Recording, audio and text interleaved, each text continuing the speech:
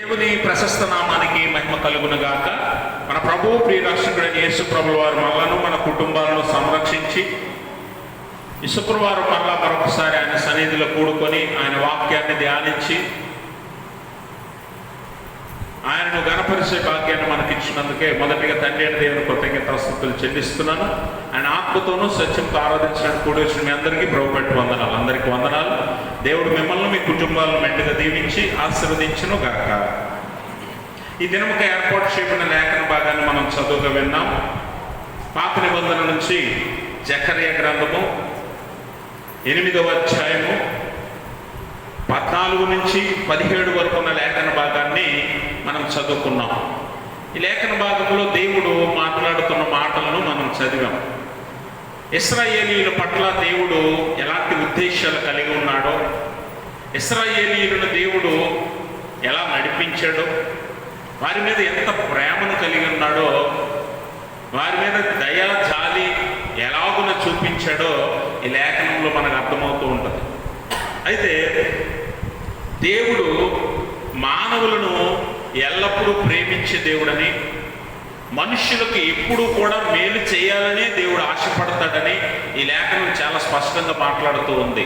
అయితే కొన్నిసార్లు మానవులుగా మనం చేసే స్వయంకృతాపరాధాలు ఉంటాయి, లేకపోతే మనం చేసే ఆజ్ఞాతిక్రమాలు ఉంటాయి, లేదా మనం చేసే దోషాలు ఉంటాయి, అతిక్రమాలు ఉంటాయి. వీటన్నిటిని బట్టి మనమే కొన్నిసార్లు దేవుని ఉగ్రతను లేకపోతే కీడును మన మీదకి మనం తెచ్చుకుంటూ ఉంటాం. అది దేవుని ఉద్దేశం కాదు ఎంత మాత్రం. కానీ దేవుడు మన మీదకి కీడును రప్పించేలాగా మనమే ఆ పాపమునో అతిక్రమమునో చేస్తూ ఉంటాం. అందుకని 14వ వచనంలో ఇశ్రాయేలీయులను బట్టి దేవుడు మాట్లాడుతూ అంటున్నాడు, సైన్యములకు అధిపతియగు యెహోవా సెలవిచ్చినదేమనగా, మీ పితరులు నాకు కోపము పుట్టింపగా దయతలచక నేను మీకు కీడు చేయ ఉద్దేశించినట్లు. గమనించండి, పూర్వపు ఇశ్రాయేలీయుల పితరులైనటువంటి వారు దేవుని దృష్టికి అంగీకారం కానటువంటి కార్యాలు చేసి దేవునికే కోపాన్ని రప్పించారు. అందుకని దేవుడు వారి కోపాన్ని సహించలేక, వాస్తవానికి దేవుడు ఎంత దయామయుడో ఎంత దీర్ఘశాంతుడో మనందరికీ తెలుసు. కానీ దేవునికి కూడా దయతలసకూడదు అనిపించిందంటే ఇశ్రాయేలీయులు చేసిన పాపపు కార్యాలు ఎంత భయంకరమైనవో మనం అర్థం చేసుకోవాలి. అలాంటి భయంకరమైన క్రియలు చేసిన ఇశ్రాయేలీయుల పితరుల మీద గట్ట దేవుడు దయతలసక కీడును రప్పించాడు.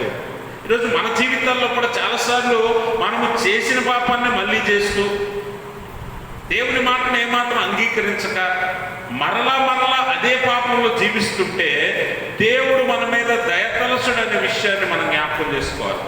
అందుకని 1 సారో 2 సార్లు 3 సార్లు దేవుడు గద్దించినప్పుడు మనం వెంటనే మన మార్గం నుంచి తప్పుకోవాలి, లేదా వెనక్కి మళ్ళాలి, దేవుని వైపు తిరగాలి అనే విషయాన్ని ఈ లేఖనం మనకు అర్థం చేస్తుంది. అందుకనే దేవుడు దయతలచక ఇశ్రాయేలీయుల పితరుల మీదకట కీడును రప్పించాడట. ఇప్పటికైనా మీరు ఆలోచన చేయండి అని ఇశ్రాయేలీయులతో దేవుడు మాట్లాడుతున్నాడు. ఈ కాలమున 15వ వచనం అంటాడు, ఈ కాలమున యెరూషలేమునకును యూదా వారికి మేలు చేయ ఉద్దేశించుచున్నాను కనుక ఏమంటున్నాడు, భయపడొద్దు. ఎందుకనంటే నేను ఇప్పుడైతే ఈ కాలమున నేను మీకు ఏం చేయాలని ఆలోచిస్తున్నానట, మేలు చేయ ఉద్దేశించుతున్నాను. ఇప్పటి వరకు మీ పితరులు నాకు కోపము రప్పించారు కనుక నేనేం చేశాను, దయతలచక వారి మీదకి కీడును. అందుకే కొన్నిసార్లు దేవుడు మన మీదకి కీడును ఇష్టం లేకపోయినా రప్పిస్తాడు. ఎందుకంటే మనల్ని బుద్ధి వచ్చేలా చేయటానికి, సరైన మార్గంలో మనల్ని నిలబెట్టడానికి, మనం తప్పిపోయిన వారంగా ఉన్నప్పుడు మరలా ఆయన యొక్కకు మనల్ని నడిపించడానికి కొన్నిసార్లు ఆయనకి ఇష్టం లేకపోయినా మన మీదకి కీడును రప్పిస్తూ ఉంటాడు. అందుకనే మనం చేసిన స్వయంకృతాపరాధాలు, మనం చేసిన తప్పిదాలు దానికి కారణం అన్న విషయాన్ని మనం గుర్తుపెట్టుకోవాలి. దేవుడు నిన్న నేడు ఏకరీతిగా ఉన్న దేవుడు, ఎల్లప్పుడూ ఆయన లోకాన్ని ఒకే రీతిగా ప్రేమించే దేవుడు. అందుకనే ఆయన ప్రేమ అగాపే ప్రేమ. ఎలాంటిదట? అగాపే ప్రేమ అంటే అన్కండిషనల్ లవ్. ఏ స్థితిని బట్టో, మనుషులను బట్టో, పరిస్థితులను బట్టో మానని ప్రేమ యేసు ప్రేమ. కాబట్టి అలాంటి ప్రేమ మన పట్ల దేవుడు చూపిస్తున్నా కూడా కీడు మన మీదకి ఎందుకు వస్తుందంటే కొన్నిసార్లు మనం చేసిన తప్పిదాలను, మనం చేసిన పాపాలను బట్టో కీడును మనమే రప్పించుకుంటూ ఉంటాం. కాబట్టి ఆ విషయాన్ని మనం ఆలోచించి కీడు మన మీదకి రాకుండాన్నట్లు మేలు దేవుడు మనం కలుగ చేస్తారన్నాడు కనుక ఆ మేలును పొందేలాగా మనం బ్రతకాలంటే ఏం చేయాలని ఇశ్రాయేలీయులకు చెప్పిన మాటలే ఈరోజు వాక్యము మనతో మాట్లాడుతుంది. మనం కూడా మేలు పొందాలంటే, దేవుడు మనకు మేలు చేయాలంటే మనం ఏం చేయాలని దేవుడి వాక్యము తెలియజేస్తూ ఉంది. కాబట్టి మేలు చేసే దేవుడు మనకున్నాడు. ఏ స్థితిగతులైనా, ఏ పరిస్థితులైనా, ఎలాంటి స్థితిలో మనం ఉన్నప్పటికీ కూడా దేవుడు మనకు మేలు చేయ ఉద్దేశించుచున్నాడు కనుక ఆయన చెప్పినట్లుగా మనం జీవిస్తే మనం భయపడవలసిన పరిస్థితి లేదు, భయపడవలసిన అవసరం ఏమీ లేదు. కానీ ఆయన మనకు ఎప్పుడు మేలే చేయటానికి ఇష్టపడతాడు. అయితే మేలు పొందాలంటే, దేవుడు నీకు మేలు చేయాలంటే, దేవుడు నీ కుటుంబాన్ని ఆశీర్వదించి మేలులు నీకు చూపించాలంటే నువ్వేం చేయాలంటే ఆ కింద మాట్లాడతాడు 16వ వచనం, మీరు చేయవలసిన కార్యములు. అంటే ఇప్పుడు చూడండి, ఒక కార్యాన్ని మనము ఉద్దేశించినప్పుడు లేదా ఒక పని మనం తలపెట్టినప్పుడు ఆ పనికి తగినట్లుగా మనము నడుచుకోవాలి. అంతేనా? ఒకటి మనం ఆశించినప్పుడు దానికి తగినట్లుగా మనం పనిచేస్తే ఆ ప్రతిఫలం మనకు దక్కుతుంది. అవునా కాదా? అవునా? వింటున్నారా? మనం ఏదైనా ఒక ప్రతిఫలాన్ని ఆశించినప్పుడు ఆ ప్రతిఫలం పొందటానికి తగిన పని చేస్తే ఖచ్చితంగా ప్రతిఫలం వస్తుంది. అంతేనా? జీతం కావాలంటే జీతానికి తగిన పని చేయాలి. అవునా? ఆరోగ్యం కావాలంటే ఆరోగ్యంగా ఉండటానికి తగిన పని చేయాలి. ఆస్తిమంతులు కావాలంటే ఆస్తి సంపాదించుకోవడానికి తగిన పని చేయాలి.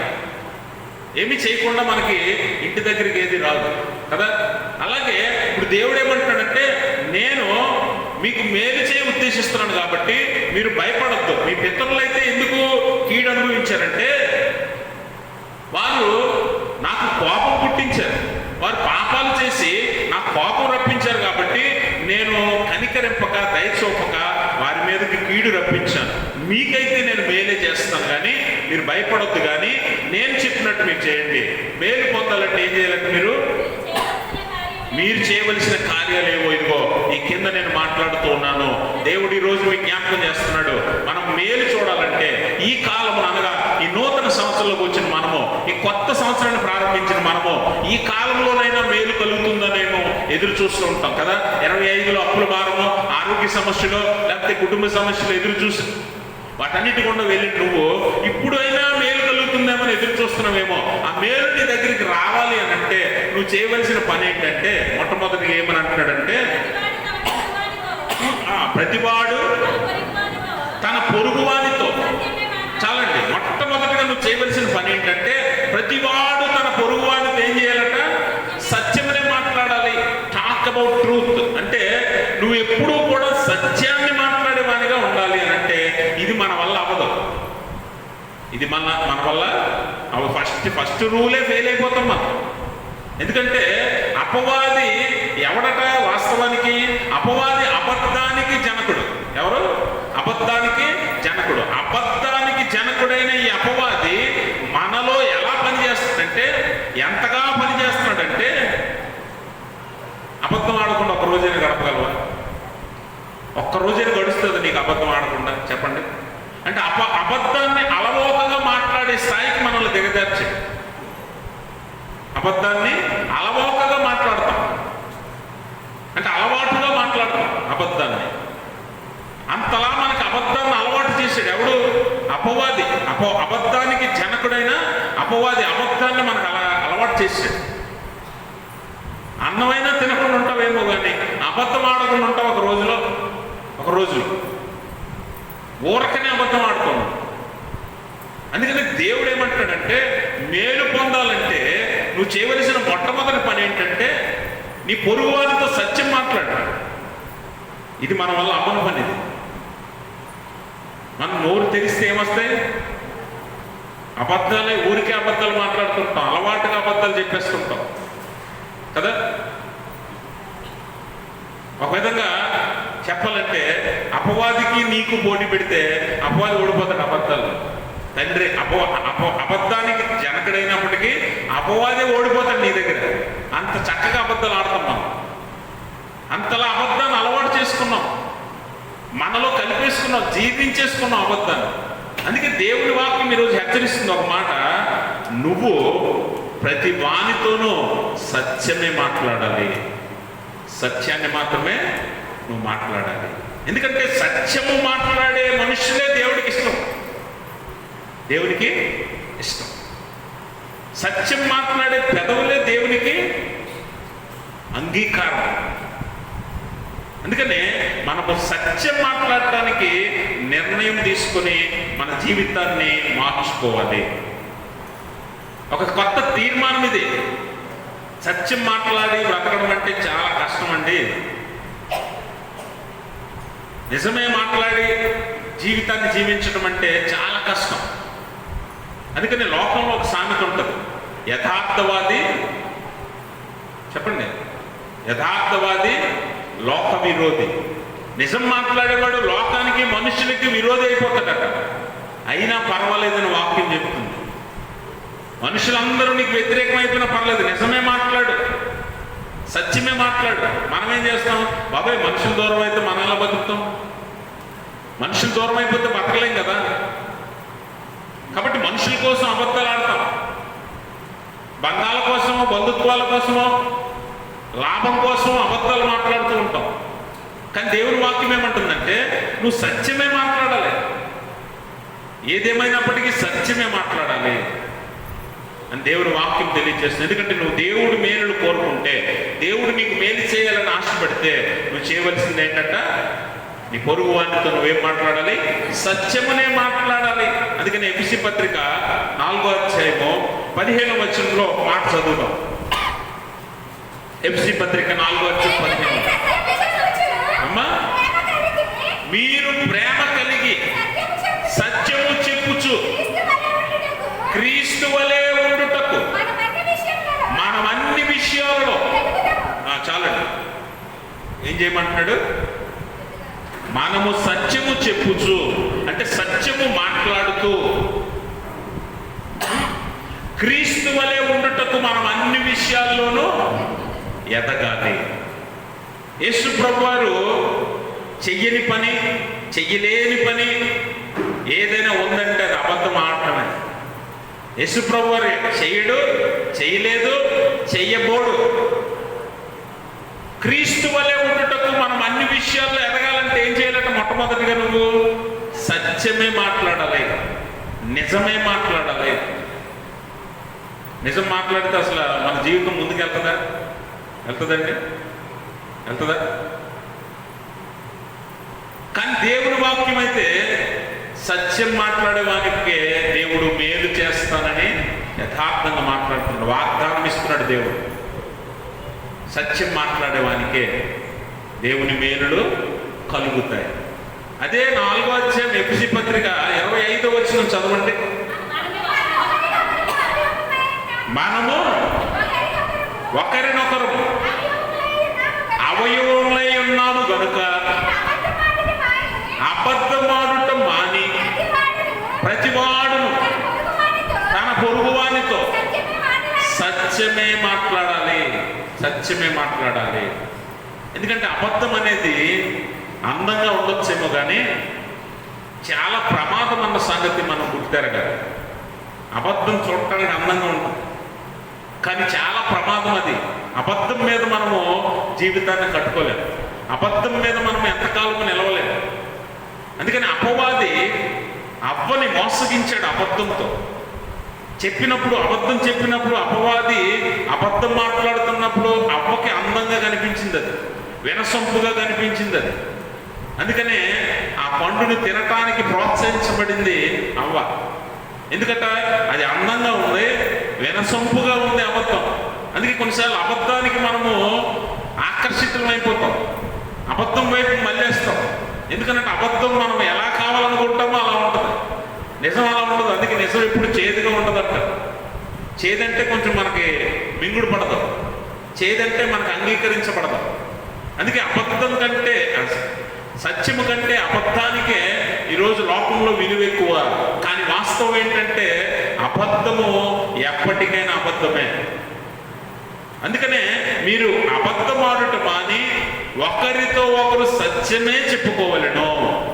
అలాగే క్రీస్తు వలె మీరు ఎదుగుటకు, అన్ని విషయాల్లో ఎదుగుటకు క్రీస్తు వలె ఉండుటకు మనము ప్రయత్నం చెయ్యాలి. అంటే సత్యమే మాట్లాడాలి, ఉన్నది ఉన్నట్టుగా మాట్లాడాలి. ఇప్పుడు సత్యం నిజం చెప్తే వాళ్ళు ఏమనుకుంటారో అనే మొహమాటానికి మనం వెళ్తూ ఉంటాం చాలాసార్లు. అది ఎవరికి ప్రమాదం అంట? మనకే ప్రమాదం. ఎందుకంటే నువ్వు నిజం చెప్పలేదు అనుకోండి, ఆ రోజుకి మనుషుల దగ్గర నువ్వు మంచి పేరు సంపాదించవచ్చు, 10 మందితో మెప్పు పొందొచ్చు. కానీ దేవునికి విరోధి అయిపోతున్నావు అన్న సంగతి నీకు అర్థం కాదు.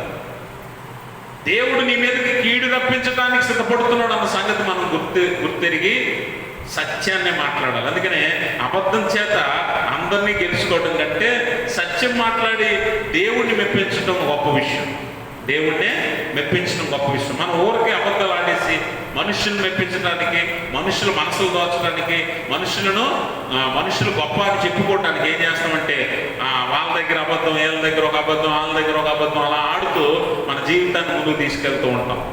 మొదట నువ్వు మానివేయాల్సింది ఏంటంటే అబద్ధం ఆడడం మానేసి సత్యాన్ని మాత్రం మాట్లాడటానికి నువ్వు సిద్ధపడాలని దేవుని వాక్యము తెలియజేస్తుంది. అందుకని జ్ఞాని అయిన సొలొమోను సామెతల గ్రంథం 12వ అధ్యాయంలో అంటాడు, 19వ వచనం చదువు. సామెతల గ్రంథం 12వ అధ్యాయం 19. నిజమాడు పెదవులు అవి స్థిరంగా ఉంటాయట, అబద్ధమాడు నాలుక క్షణమే ఉంటుందట. అబద్ధము ఎంతసేపు నటించినా చివరికి అబద్ధమని తేలిపోద్దట. నిజమాడు పెదవులు నిత్యము నిలుస్తాయి. యథార్థవర్తనుడు, సత్యవర్తనుడు నిత్యము నిలుస్తాడు.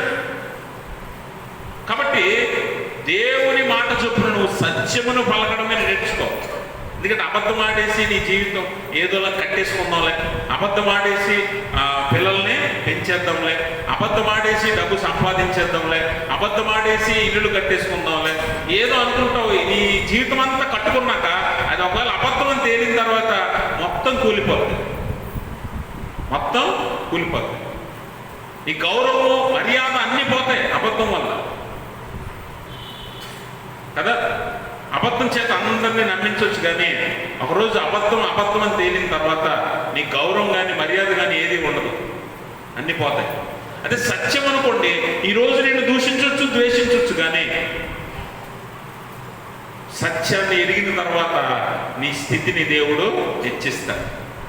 మనుషులు కూడా నువ్వు మాట్లాడింది సత్యమని తెలిసిన తర్వాత నీకు ఘనత, గౌరవం దక్కుతుంది.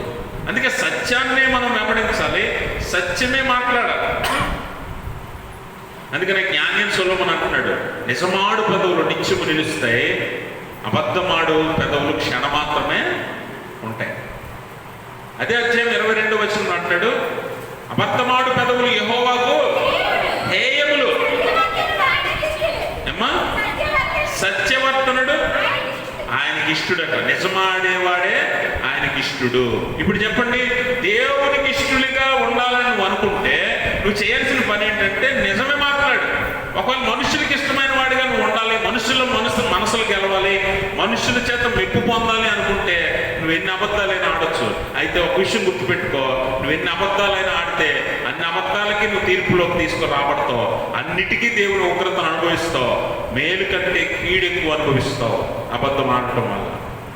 అందుకని నువ్వు దేవునికి ఇష్టడు అవ్వాలంటే సత్యమే మాట్లాడాలి.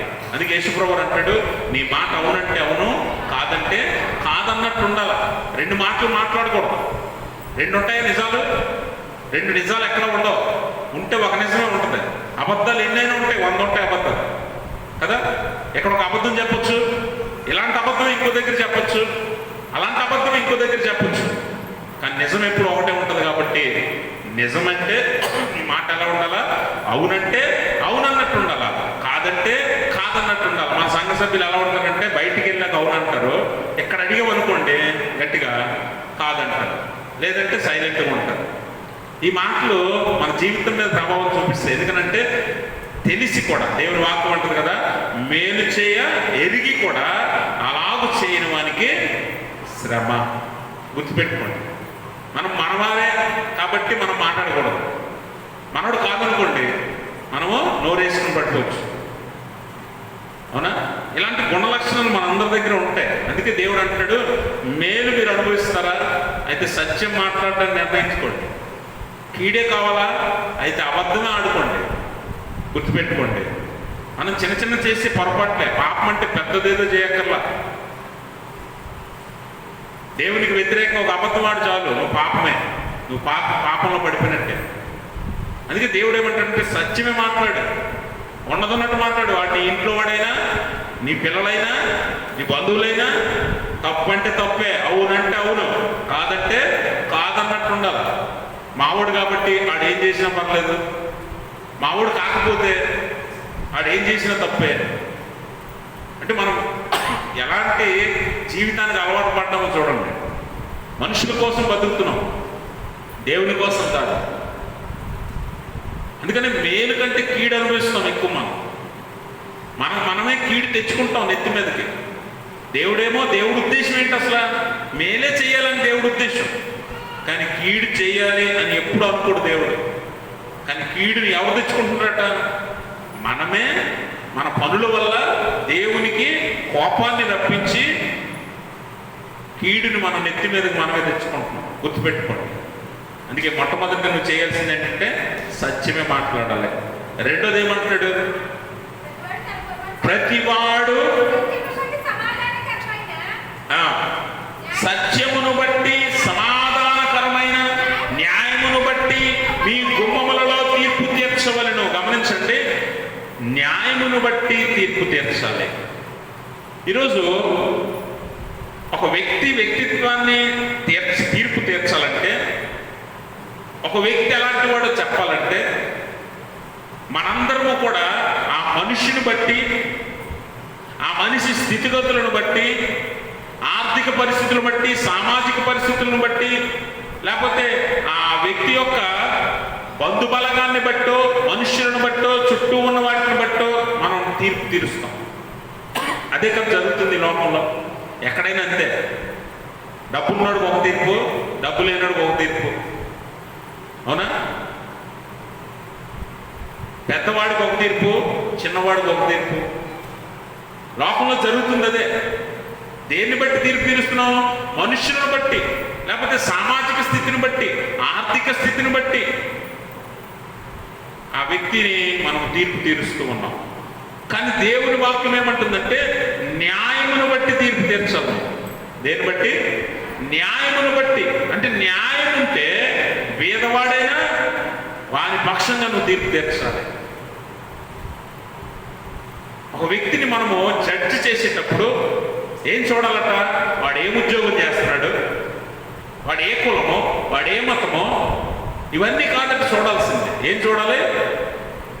వాని పక్షంగా న్యాయం ఉందా లేదా, వాడు తప్పు చేశాడా లేదా అని చూసి మనం తీర్పు తీర్చాలి. కానీ మనం ఈరోజు మనుషుల్ని ఎలా జడ్జి చేస్తామంటే వారి ఆర్థిక పరిస్థితిని బట్టి, కులాన్ని బట్టి, మతాన్ని బట్టి, బంధుబలగాన్ని బట్టి, లేకపోతే స్థితిగతులను బట్టి మనం నిర్ణయిస్తున్నాం. ఇది దేవునికి అంగీకారం కాదన్న విషయాన్ని మనం గుర్తుపెట్టుకోవాలి. అందుకనే మనము తీర్పు ఎలా తీర్చాలంట? న్యాయమును బట్టి తీర్పు తీర్చాలి. ఆమోసు గ్రంథం అంటాడు, నీళ్లు పారినట్లు ఆ నీతి న్యాయాలని ప్రవహింపనీయండి. నీళ్లు ఎలా పారుతాయండి? నీళ్ళు ఎలా పారుతాయి? నది ఎలా ముందుకెళ్తుందట? వెళ్ళే దారి చూసుకుని వెళ్తుందా నది?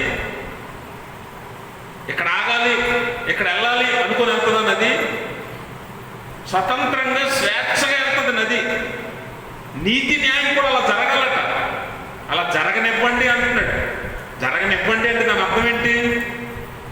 జరగనివ్వండి అంటే దాని అర్థం ఏంటి? నీతిని న్యాయాన్ని మనం జరగకుండా ఆపుతున్నాం, మనమే అడ్డగిస్తున్నాం.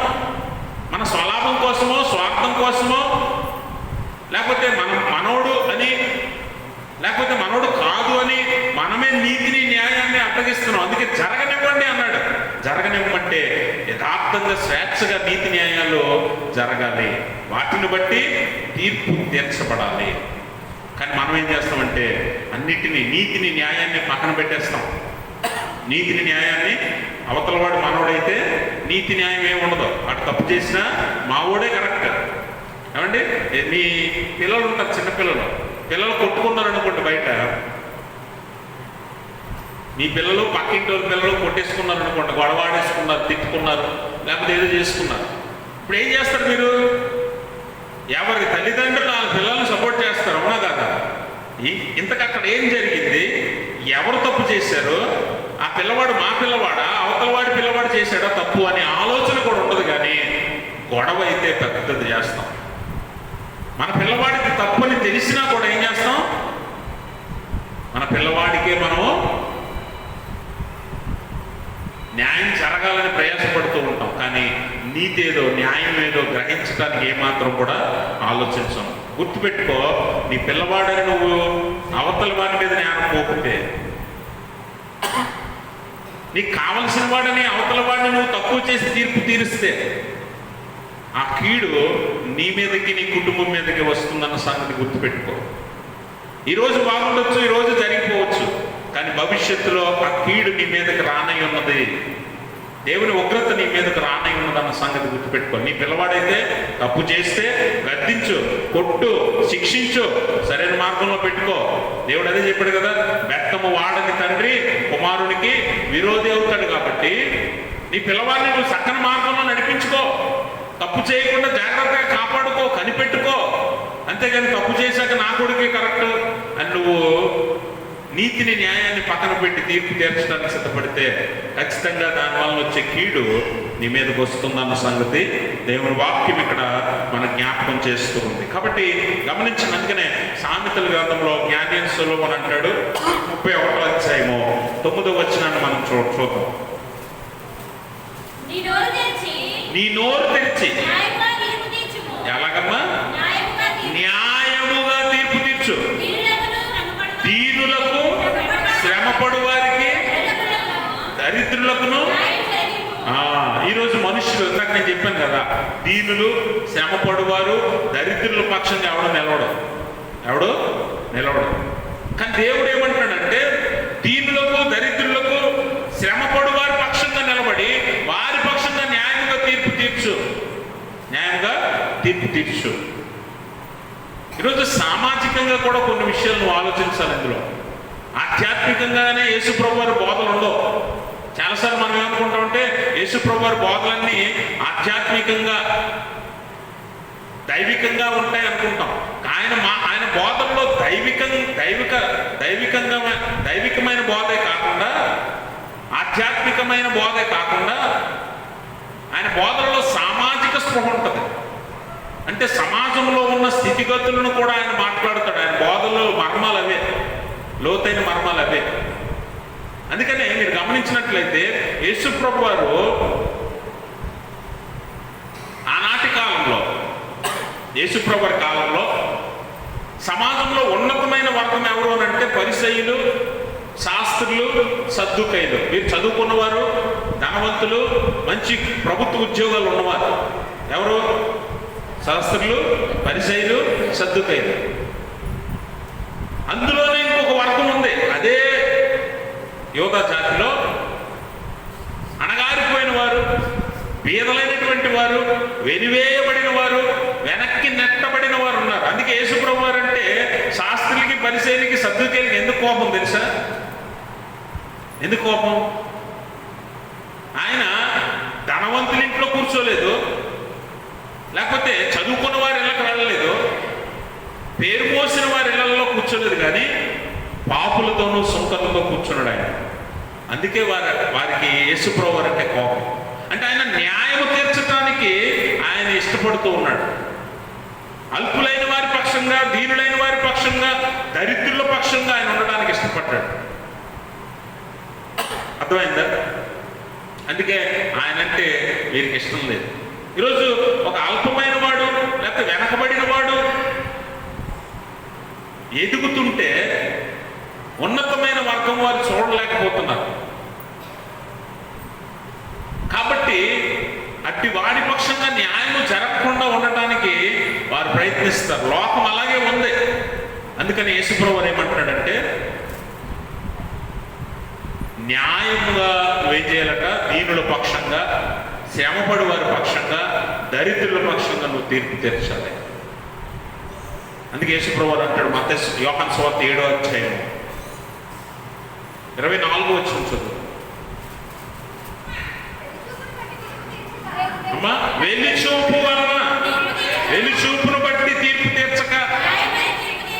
ఎలాగా? ఏ తీర్పు? న్యాయమైన తీర్పు తీర్చాలి, వెలిచూపును బట్టి కాదు.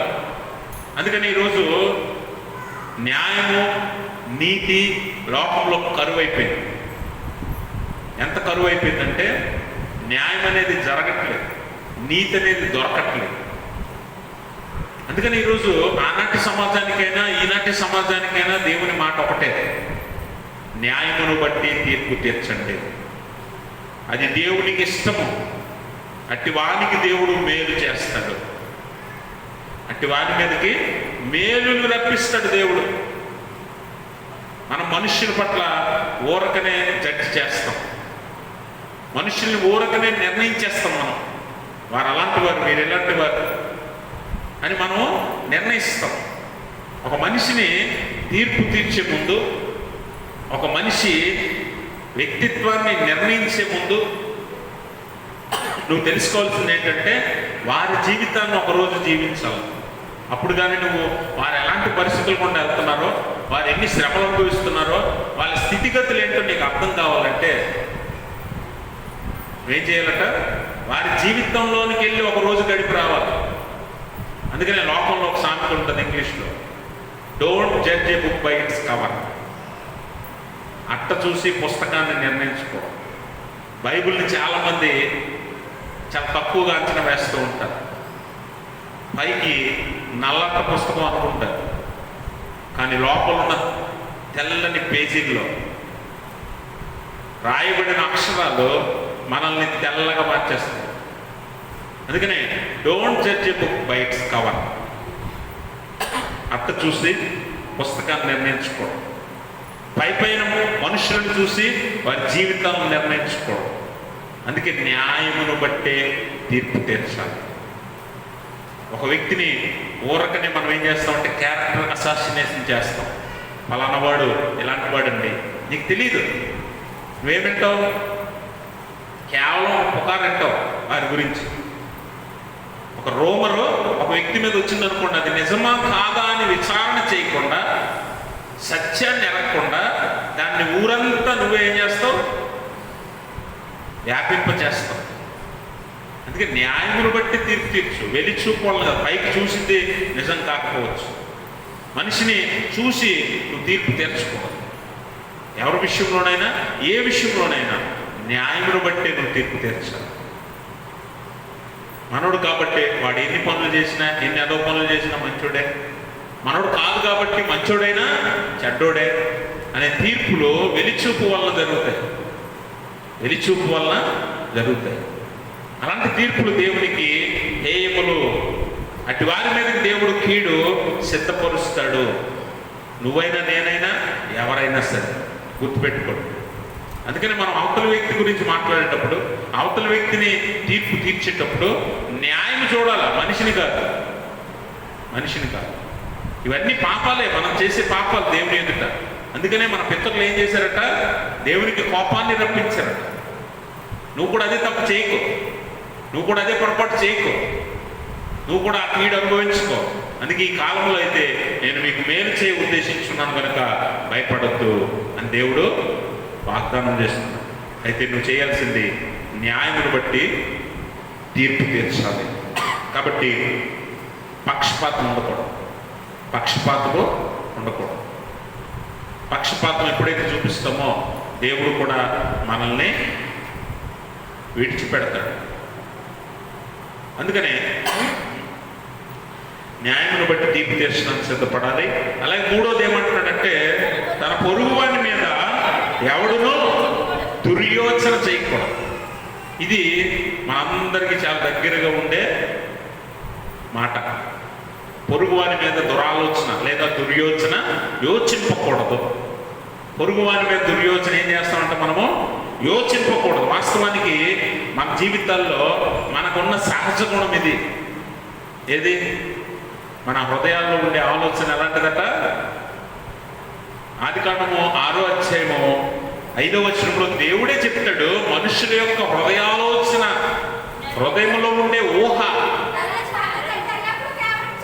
అది ఎల్లప్పుడూ కేవలము చెడ్డదని యెహోవా చూచి భూమి మీద తాను నరులను చేసినందుకు హృదయంలో సంతాపపడిను. దేవుడే మానవుని యొక్క హృదయ స్థితిని చెప్తూ ఉన్నాడు. ఎలాంటి వాడట? మనిషి ఎల్లప్పుడూ చెడ్డ ఆలోచనలు కలిగి ఉంటాడట హృదయంలో. అందుకని పొరుగువాడి పట్ల కూడా దురాలోచన కలిగి ఉంటాడు, దుర్యోచన కలిగి ఉంటాడు. అందుకే ఈరోజు మనం అందరము కూడా పైకి మనుషులుగా, బంధువులుగా, చుట్టాలుగా, ఇరుగు పొరుగు వారిగా కనిపిస్తున్నాం, కానీ ఒకరంటే ఒకరికి పడని స్థితి, ఒకరంటే ఒకరికి ప్రేమ లేని స్థితి, ఒకరి మీద ఒకరికి ద్వేషం, ఇవన్నీ ఎందుకు వచ్చాయట? హృదయంలో ఏముంటుందట? దురాలోచన ఉంటుంది, చెడ్డ ఆలోచన ఉంటుంది పక్కవాడి మీద. వీడు ఎదగడం ఏంటి? వీడి ఇల్లు కట్టడం ఏంటి? వీడి ఆస్తి సంపాదించడం ఏంటి? ఎవరి కష్టార్జితానికి తగినట్లు ప్రతిఫలం దేవుడు ఇస్తాడు. కానీ పక్కవాడు సంపాదించినా, ఎదిగినా, బాగుపడినా మనం హృదయంలో దురాలోచన కలిగిన వారు కాబట్టి మనం ఏం చేస్తామంటే అతన్ని తీర్పు తీరుస్తాం, లేదంటే అతని మీద దురాలోచన కలిగి ఉంటాం. అది మనకి చాలా ప్రమాదం అన్న విషయాన్ని గుర్తుపెట్టుకోండి. అందుకే పొరుగువాని మీద మనం ఏం చేయకూడదట? దురాలోచన చేయకూడదు. కీర్తనగాడు అన్నాడు, వాడు తగిన గుండెలో వాడే పడును. మనం పొరుగువారి కోసం ఎన్నో కుట్రలు పన్నుతూ ఉంటాం. వాడిని పాడు చేయాలని దురాలోచనలు కలిగి ఉంటాం. అవన్నీ ఏమవుతాయట? మన నెత్తి మీదకే వస్తాయి. గుర్తుపెట్టుకోండి. నువ్వు ఎవరిని పాడు చేయ ఉద్దేశించావో ఆ ప్రమాదము లేకపోతే కీడు నీ నెత్తి మీదకి వచ్చి నిన్నే పాడు చేస్తుంది. అందుకనే పొరుగువాని పట్ల ఎప్పుడు కూడా నువ్వు దురాలోచన కలిగి ఉండకూడదని దేవుని వాక్యము తెలియజేస్తూ ఉంది. అందుకనే సామెతలు జ్ఞాని అని సొలొమోను మాట్లాడతాడు 15వ అధ్యాయము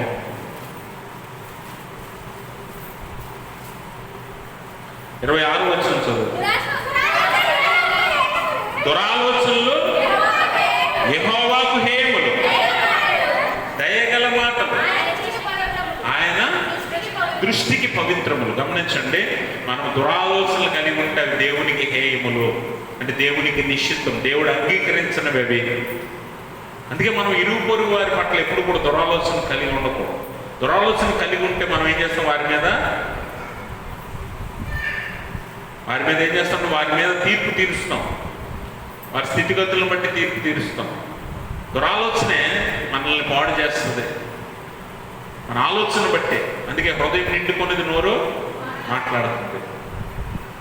బయటకు వచ్చిందే మనల్ని అపవిత్రం చేస్తుంది. ఆ బయటకు వచ్చింది అపవిత్రం చేయడం వల్ల ఏమవుతుందట? మనం దేవుని దృష్టికి పాపులముగా కనిపిస్తుంది, దేవుని దృష్టికి పాపం చేసిన వారం అవుతాం. అందుకనే లోనికి వెళ్ళేది మనల్ని అపవిత్రపరచదు, కానీ బయటికి వచ్చేది అంటే ఏమొస్తుంది? హృదయంలో నుంచి మాటలు వస్తాయి, ఆలోచనలు వస్తాయి, క్రియలు వస్తాయి. ఇవన్నీ ఏం చేస్తాం? దురాలోచన కలిగి ఉంటే ఏం చేస్తాం? పక్కవాడి మీద దురాలోచన కలిగి ఉంటే మన క్రియలు కానీ, మాటలు కానీ, తలాంతులు కానీ అలాగే ఉంటాయి, దానికి తగినట్టుగానే ఉంటాయి. దానివల్ల ప్రతిఫలం పొందేది మనమే. ఒక పక్షి చెట్టు కొమ్మను నిలబడి, చెట్టు కొమ్మను వాలింది.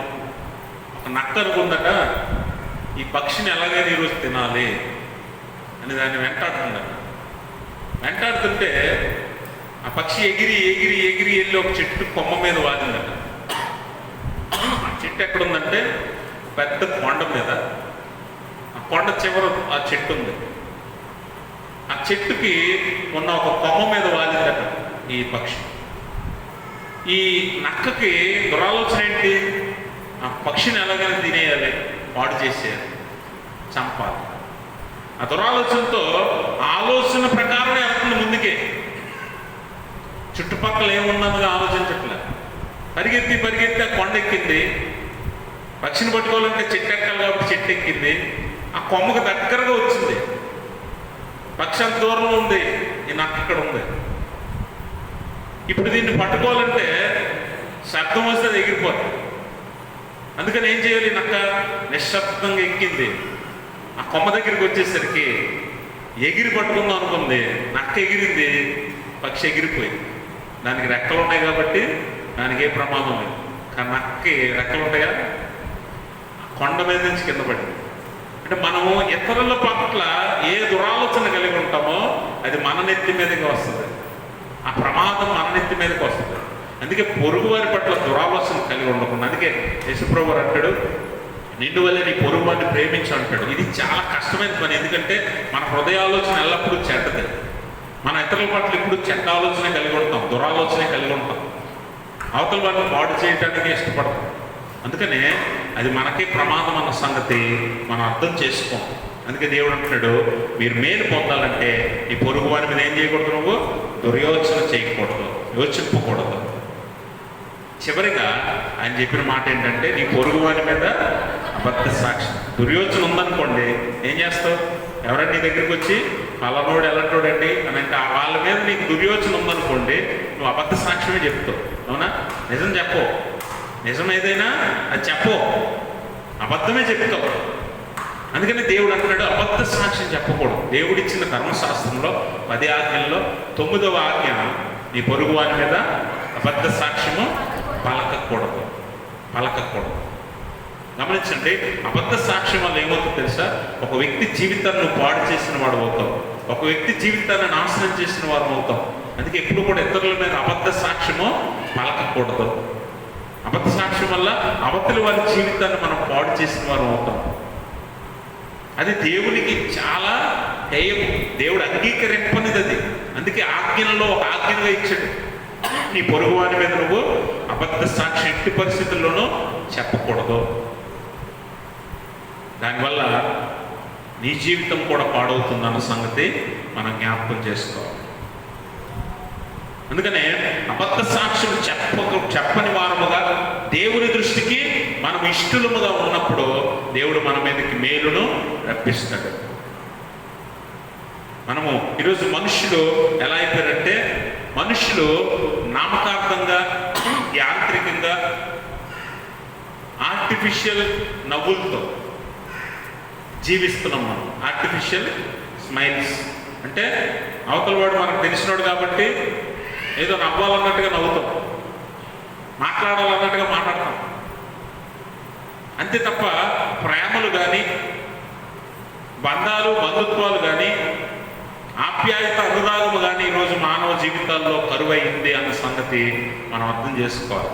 దేవుడు ఎప్పుడు కూడా వాటి కోసమే మనల్ని పిలుస్తాడు. ఆయన లోకాన్ని ప్రేమించకపోతే, ప్రేమ అనేది లేకపోతే ఆయన నరావతారికి లోకానికి వస్తాడంటాడా? నీ మీద దయా, జాలి, కనికరం లేకపోతే, నిన్ను పాపివైన తెలిసి కూడా చేతులు చాచి నిన్ను ఆహ్వానిస్తాడా? అంటే దేవుడు మనకు నేర్పాలనుకుంటున్న పాఠం ఇదే. ఏంటంటే ప్రేమ, దయ, జాలి, కనికరము, కరుణ, ఇటువంటి గుణాలను మనం అలవాటు చేసుకోవాలి. ఈరోజు అవే లేవు సమాజంలో. అందుకే అన్న తమ్ముడు మీద, అక్క చెల్లి మీద, లేకపోతే తల్లిదండ్రులు పిల్లల మీద, పిల్లలు తల్లిదండ్రుల మీద, స్నేహితులు స్నేహితుల మీద ఎందుకు ఈ ద్వేషాలు, ఎందుకు ఈ కోపాలు, ఎందుకు ఈ పగ, ఎందుకు ఈ అబద్ధ సాక్ష్యాలు, ఎందుకు ఈ దుర్యోచనలు అని అంటే కేవలము ప్రేమ, దయ, జాలి, కనికరము లేకపోవటమే. అందుకే మానవ సంబంధాలు విచ్ఛిన్నమైపోయాయి, విడిపోయాయి, కుటుంబాలు దూరమైపోయాయి, బంధాలు, బంధుత్వాలు లేవు. ఈరోజు లేవు. కేవలము మనుష్యులు ఒకరినొకరు ప్రేమించలేకపోతే ఇతరుల మీద దుర్యోచన కలిగి ఉంటాం, అవసరమైతే అబద్ధ సాక్ష్యము వారి మీద పలుకుతాం.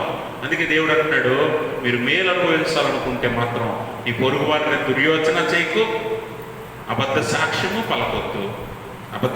కూడా పలకొద్దు. దానివల్ల అతని జీవితం పాడు చేస్తావు, నీ చేతులారా నీ జీవితాన్ని కూడా పాడు చేసుకుంటావు. అలా చేయక నువ్వు అబద్ధ ప్రమాణము చేయని ఇష్టపడకూడదు అసలు.